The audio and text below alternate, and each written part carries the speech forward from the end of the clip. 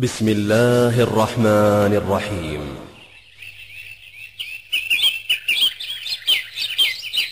ومن أحسن قولا ممن دعا إلى الله وعمل صالحا وقال إنني من المسلمين. Le site islamhouse.com a l'honneur de vous présenter cette œuvre. Allahu Akbar, Allahu Akbar, Allahu Akbar,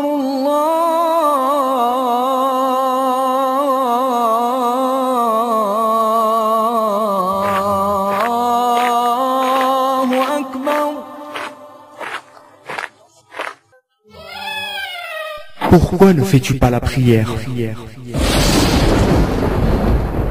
Entre l'homme et la mécréance, il y a l'abandon de la prière. Celui qui la délaisse a mécru. Pourquoi ne fais-tu pas la prière? Le premier devoir dont l'homme est appelé à rendre compte le jour de la résurrection est la prière. Pourquoi ne fais-tu pas la prière? Tu te dis, plus tard. Mais le jour où l'ange de la mort viendra à ta rencontre, cela sera trop tard.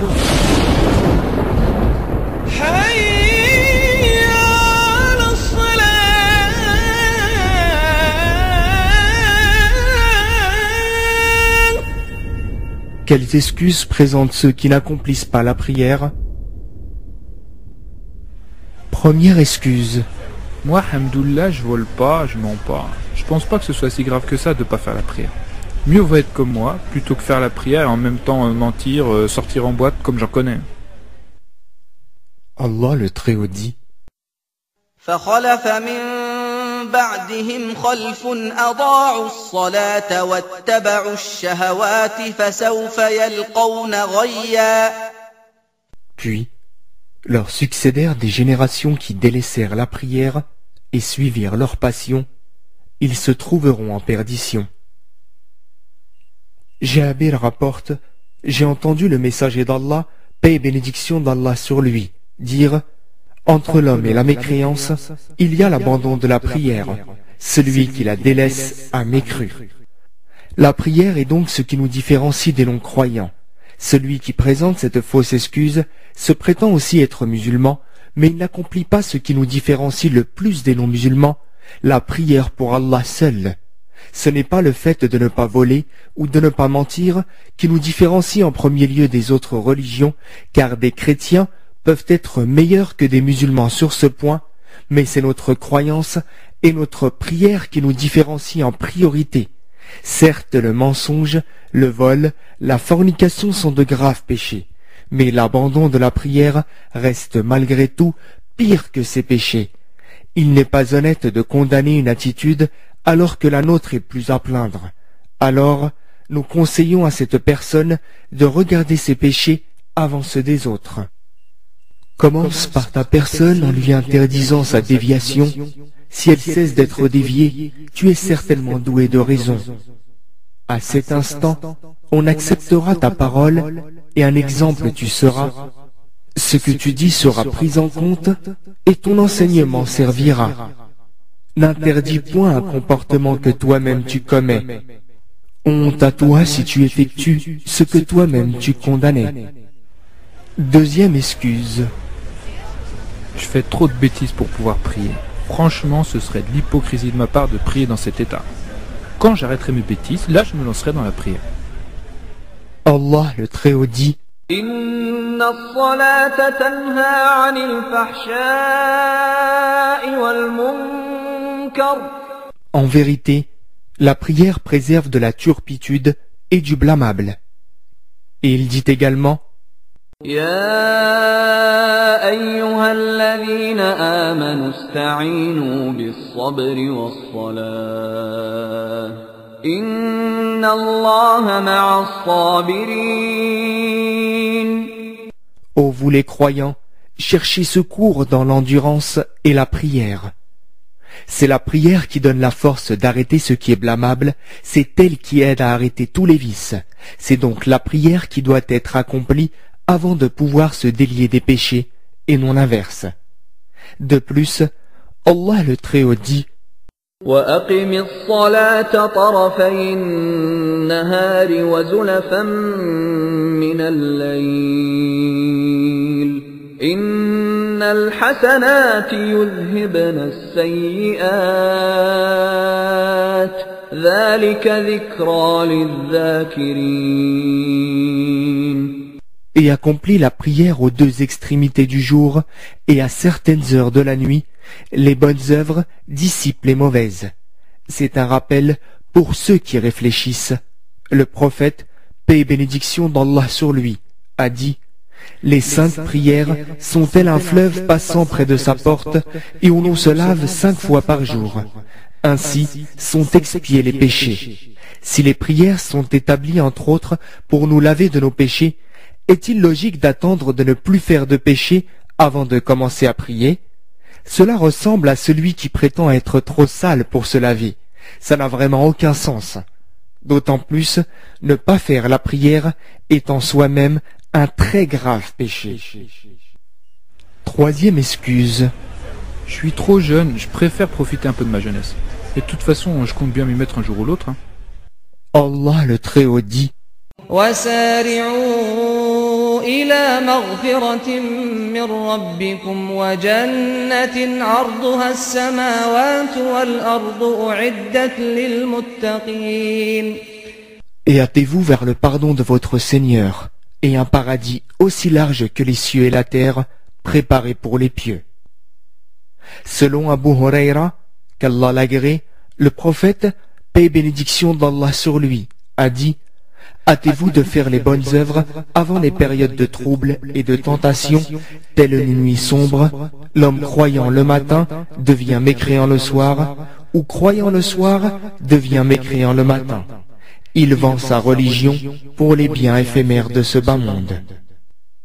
Es-tu sûr que tu vas vivre autant de temps que tu le penses? Et surtout, es-tu sûr que même si tu profites de ta jeunesse, vas-tu ensuite vraiment t'y mettre? Ne penses-tu pas que tu te mens à toi-même en remettant toujours les choses à demain? À chaque fois que tu te poses la question, tu te dis plus tard, plus tard. Mais le jour où l'ange de la mort viendra à ta rencontre, cela sera trop tard. Ne sais-tu pas que l'islam est une religion qui valorise les bonnes œuvres durant la jeunesse? En effet, le jeune pieux sera sous l'ombre du trône d'Allah le jour de la résurrection. Ibn Abbas, qu'Allah l'agrée, rapporte du prophète, paix et bénédiction d'Allah sur lui, qu'il a conseillé un homme en ces termes: profite de 5 choses, c'est-à-dire en accomplissant les bonnes œuvres, avant que 5 autres ne surviennent, de ta vie avant que ta mort ne survienne, de ta bonne santé avant que tu ne tombes malade, de ton temps libre avant d'être occupé, de ta jeunesse avant que ta vieillesse n'ait lieu, de ta richesse avant que d'être touché par la pauvreté. Quatrième excuse. C'est trop tard, j'ai trop déliré. Allah me pardonnera jamais. Allah le Très-Haut dit: قل يا عبادي الذين أسرفوا على أنفسهم لا تقنطوا من رحمة الله إن الله يغفر الذنوب جميعا إنه هو الغفور الرحيم. Dis: ô mes serviteurs qui avez commis des excès à votre propre détriment, ne désespérez pas de la miséricorde d'Allah, car Allah pardonne tous les péchés. Oui, c'est lui le pardonneur, le très miséricordieux. Selon Abu Musa al-Ash'ari, qu'Allah l'agrée, le prophète, paix et bénédiction d'Allah sur lui, a dit: Allah exalté tend sa main la nuit pour accepter le repentir du pécheur du jour, et le jour pour accepter le repentir du pécheur de nuit, et ce, jusqu'à ce que le soleil se lève de l'Occident. Si Allah et son messager te disent qu'il n'est pas trop tard, comment croire qu'Allah ne te pardonnera jamais? Remets-toi en question et reviens vers Allah maintenant sans tarder. Cinquième excuse. Je suis débordé. Franchement, pour l'instant, j'ai pas le temps. Et en plus, on ne dit pas que le travail c'est l'adoration? Allah le Très-Haut dit: إن وعد الله حق فلا تغرنكم الحياة الدنيا ولا يغرنكم بالله الغرور. La promesse d'Allah est vérité, que la vie présente ne vous trompe donc pas, et que le trompeur, Satan, ne vous induise pas en erreur sur Allah. Selon Abu Huraira, qu'Allah l'agrée, le prophète, paix et bénédiction d'Allah sur lui, a dit: malheur à l'esclave du dinar, du dirham et des vêtements de luxe. Si on suppose que l'on accomplisse chaque prière en 5 minutes, qu'on multiplie par 5 prières quotidiennes, on obtient un total de 25 minutes par jour, soit à peu près 1 minute par heure. Qui d'entre nous serait assez avare pour refuser à son Créateur 1 minute par heure? Quant à la phrase qui est dite à tort et à travers, le travail c'est l'adoration, ne provient ni du Coran, ni de la Sunna, et elle prête vraiment à rire. Si le travail qui est en soi-même une chose honorable occupe au point de ne pas avoir le temps de donner 5 minutes à ton Créateur, alors c'est vrai, tu dois être en pleine adoration, l'adoration de Satan, l'adoration de l'argent, mais certainement pas celle d'Allah. Sixième excuse. J'ai peur d'arrêter la prière. Surtout qu'on m'a dit que si on commençait la prière et qu'on l'arrêtait, c'était pire que de n'avoir rien fait. Allah le Très-Haut dit: فمن يعمل مثقال ذرة خيرا يره. quiconque fait un bien fût-ce du poids d'une fourmi le verra. Le prophète, paix et bénédiction d'Allah sur lui, a dit: craignez Allah, ne serait-ce que par le fait d'offrir une demi-date. Comment celui qui essaye d'obéir à Allah et n'y arrive pas pourrait-il être pareil ou même pire à celui qui ne tente rien? Dire de telles choses est vraiment un mensonge évident. Celui qui fait la prière puis s'arrête serait-il égal à celui qui ne s'est jamais prosterné? Que fait-on lorsqu'un bébé apprend à marcher et tombe puis retombe? Lui dit-on: arrête de vouloir marcher, tu vas encore tomber. Mais non, on l'encourage. Il est stupide d'empêcher son bébé de marcher parce qu'on a peur qu'il tombe encore. Il est aussi stupide de ne pas prier parce qu'on a peur d'arrêter. Septième excuse. La foi, c'est dans le cœur. Allah le Très-Haut dit: الذي خلق الموت والحياة ليبلوكم أيكم أحسن عملا. Celui qui a créé la mort et la vie afin de vous éprouver, qui de vous est le meilleur en œuvre? Si nous sommes sur terre, c'est bien pour prouver notre foi justement. Et comment? Avec nos actes. C'est bien beau de dire à quelqu'un je t'aime, mais si tes actes ne suivent pas, il s'apercevra très vite que c'est du mensonge. Il est plutôt juste de dire que la foi est ce qui est solidement ancré dans le cœur et qui est prouvé par les actes. Huitième excuse. Moi, j'aimerais bien faire la prière, mais j'ai un problème au genou. Allah le Très-Haut dit: يريد الله أن يخفف عنكم وخلق الإنسان ضعيفا. Allah veut vous alléger les obligations, car l'homme a été créé faible. Selon Imran ibn Hussein, le prophète, paix et bénédiction d'Allah sur lui, a dit: prie debout. Si tu ne peux pas, alors assis. Si tu ne peux pas, alors sur le côté. L'islam, c'est la facilité. Le malade n'a pas à souffrir pour accomplir la prière, car Allah l'a facilité. De même, quand on est en voyage, ce qui souvent est épuisant, alors on raccourcit notre prière. Quand on ne trouve pas d'eau pour se purifier, alors on peut le faire avec de la terre. Tout cela pour que l'on n'éprouve aucune peine dans nos adorations. On voit bien qu'il n'y a donc aucun argument plausible pour celui qui ne pratique pas la prière. Ne vous faites pas avoir par les ruses de Satan et ses illusions. Allah est bien véridique. Il dit: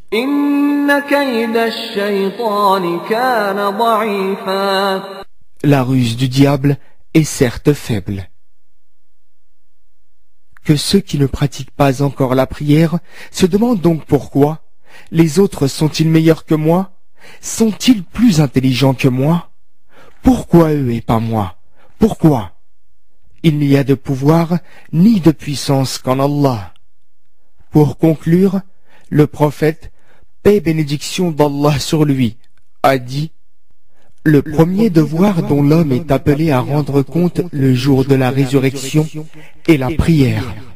Notre Seigneur, auquel rien n'échappe, s'adressant aux anges, leur dira: voyez si la prière de mon serviteur est parfaite.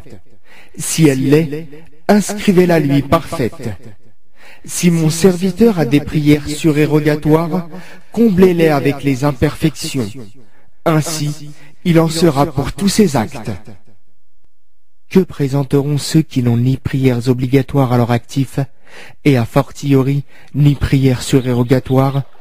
Réfléchissez, mes chers frères et sœurs. Commencez à faire la prière.